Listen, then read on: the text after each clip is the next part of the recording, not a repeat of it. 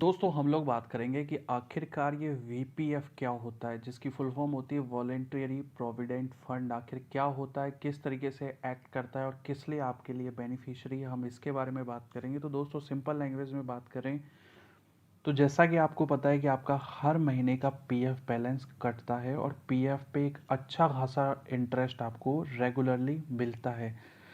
PF का जो EPFO का जो नियम है उसके हिसाब से मिनिमम आपकी बेसिक सैलरी प्लस डीए का 12% काटती है आपकी कंपनी, और वो आपका कंट्रीब्यूशन जाता है डायरेक्ट पीएफ में। लेकिन क्या आप जानते हैं, आप चाहें तो इससे ज़्यादा का कंट्रीब्यूशन भी कर सकते हैं। लेकिन ये ध्यान रखिए कि आपकी एक लिमिट के तौर पर आप जितनी लिमिट सेट करेंगे उतना आप कंट्रीब्यूशन कर सकते हैं। नियम ये कहता है कि नियम मिनिमम आपको 12% का कंट्रीब्यूशन बेसिक का करना है, लेकिन आप चाहें तो अपना जो भी कंट्रीब्यूशन है उसको 20-25 या किसी एक लिमिट तक बढ़ा भी सकते हैं। कम नहीं कर सकते, आप चाहें तो उसको बढ़ा सकते हैं। इसमें यह होगा कि आपके जो पीएफ अकाउंट में ज़्यादा पैसा आएगा और आपको एक अच्छा खासा इंटरेस्ट वहाँ पे मिलेगा। तो इसमें बेनिफिट आपका ये है कि सिक्योरिटी पूरी गवर्नमेंट की है, और जितना रिटर्न जैसे आज के 8.65 के अप्रोक्स रिटर्न पीएफ दे रहा है, जो कि किसी भी स्कीम के अंदर इतना रिटर्न नहीं मिल रहा। सेफेस्ट स्कीम की बात करें, म्यूचुअल फंड सेपरेट है, वो रिस्की भी है, बट सेफेस्ट स्कीम की बात करें, चाहे आपका पीपीएफ की बात करें या टैक्स फ्री एफडी की बात करें, तो सबसे सेफेस्ट जो इन्वेस्टमेंट में सबसे बढ़िया आपके लिए है वीपीएफ सेफ में। इसमें आपका कंट्रीब्यूशन जो है पीएफ का वो बढ़ जाता है। लेकिन इसका मतलब ये मत मान के चलिए कि आप अपना पीपीएफ का, क्योंकि जैसा आपको पता है कि जितना आप पीएफ में कंट्रीब्यूशन करते हैं उतना कंपनी भी करती है, तो इसका मतलब ये मत लगाइए कि आप अपना कंट्रीब्यूशन पीएफ का बढ़ा देंगे तो सेम अमाउंट में कंपनी भी देने लगेगी। कंपनी का उसमें कोई रोल नहीं है। कंपनी का रोल सिर्फ इतना है कि 12% आपका बेसिक जो जा रहा है उतना वो लोग भी पे करेंगे ईपीएफओ में।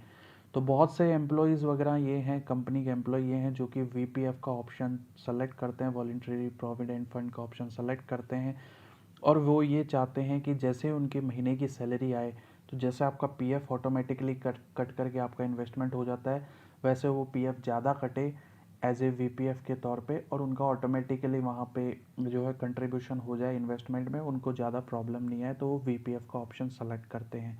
तो वीपीएफ एक बहुत अच्छी आपकी इन्वेस्टमेंट की स्कीम है।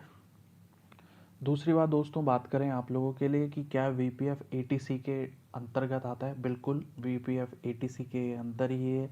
जैसा आपको पता है कि आपका जो पीएफ का कंट्रीब्यूशन जो जाता है वो एटीसी में जाता है, तो उसी का एक पार्ट वीपीएफ भी है।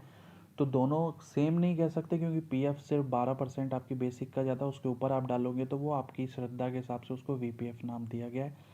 1.5 लाख तक का कंट्रीब्यूशन यहाँ पर आप जो है आपका टैक्स फ्री हो जाता है, कि आपका जो भी सालाना अगर 1.5 लाख का कंट्रीब्यूशन है तो वो आपका पूरा टैक्स फ्री हो जाएगा एटीसी के अंतर्गत।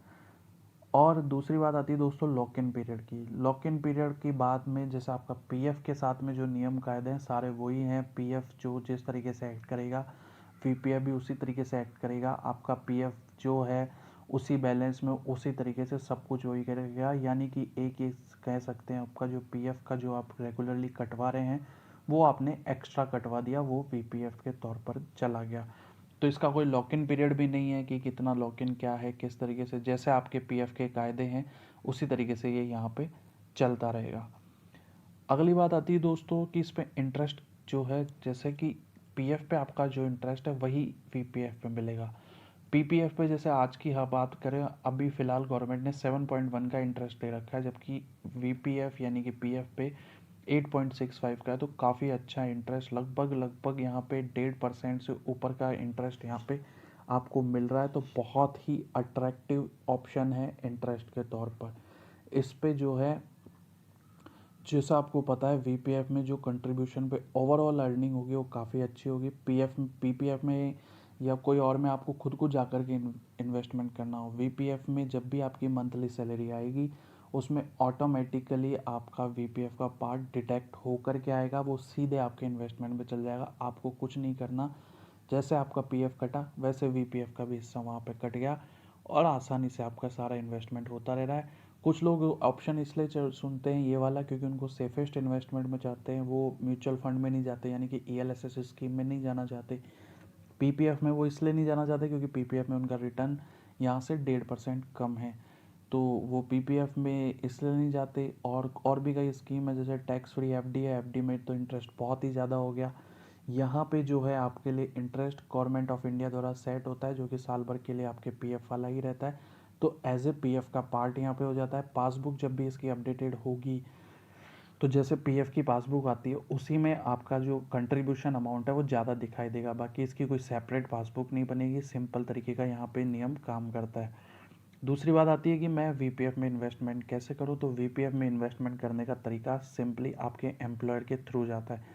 आपको अपनी जो भी कंपनी है, कंपनी यानी कि जो एम्प्लॉयर है उसके HR को इन्फॉर्म करना पड़ेगा कि मैं अपना जो EPF कंट्रीब्यूशन है उसको बढ़ाना चाहता हूँ, यानी कि मैं एक VPF जो है वो देना चाहता हूँ। तो वो एम्प्लॉयर को आपको ये बताना होगा कि आप जो अपना EPF कंट्रीब्यूशन है वो कितना बढ़ाना चाहते हैं, कितना पैसा उसमें डालना चाहते हैं।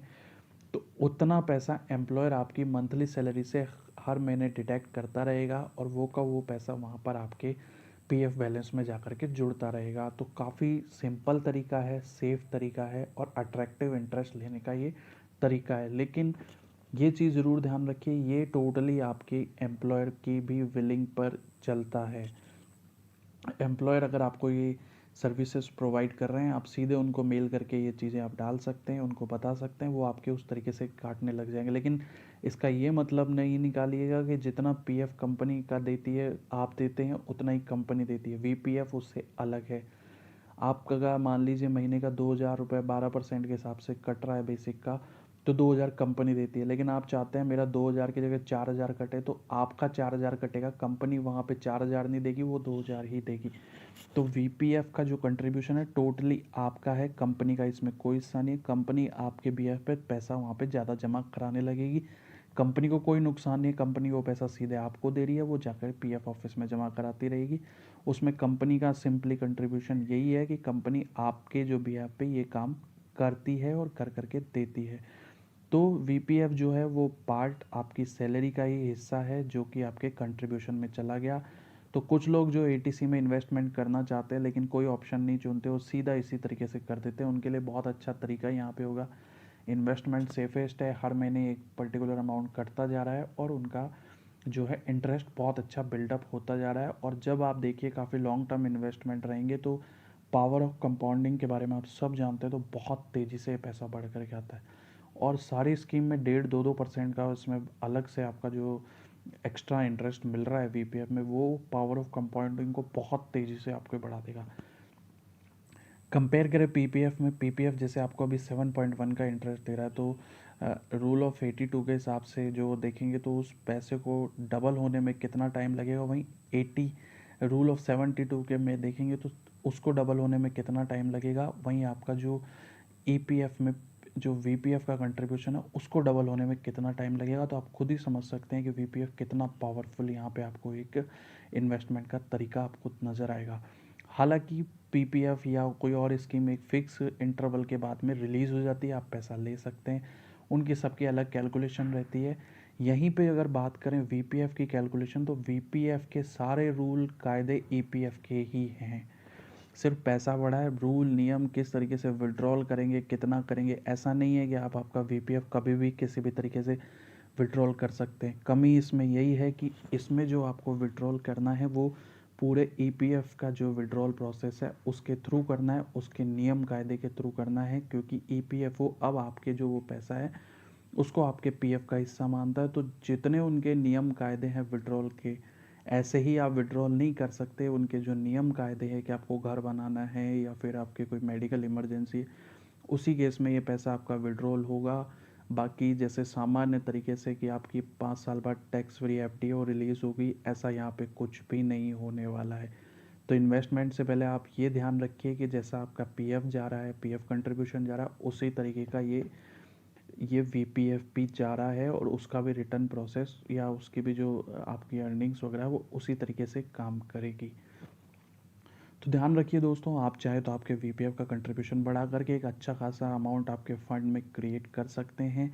बेनिफिशियरी है कि मंथली सैलरी में ऑटोमेटिक डिडक्ट हो के आ जाता है, आपको उसका कोई भी कुछ भी हिस्सा आपको नहीं पे करना है, वो ऑटोमेटिकली आपका एम्प्लॉय कर लेगा।